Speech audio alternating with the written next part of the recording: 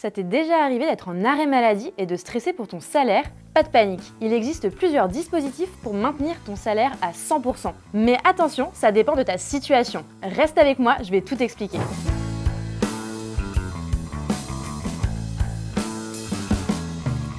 D'abord, parlons sécu. Dès ton 4e jour d'arrêt maladie, la CPAM te verse des indemnités journalières. Ces indemnités correspondent à 50% de ton salaire brut moyen des 3 derniers mois.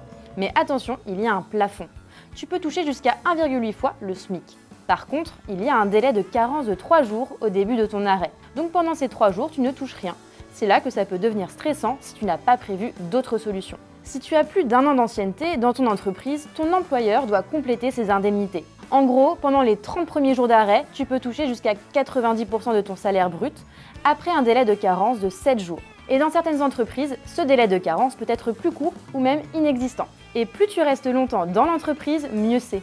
Par exemple, si tu as entre 6 et 10 ans d'ancienneté, tu as droit à 80 jours d'indemnisation complémentaire, avec 40 jours à 90% et 40 jours à 60,66%. Et si tu as plus de 31 ans d'ancienneté, tu peux être indemnisé jusqu'à 180 jours.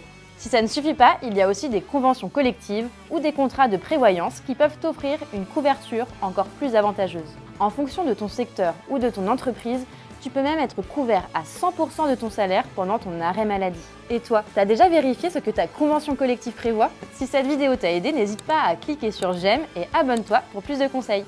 À bientôt!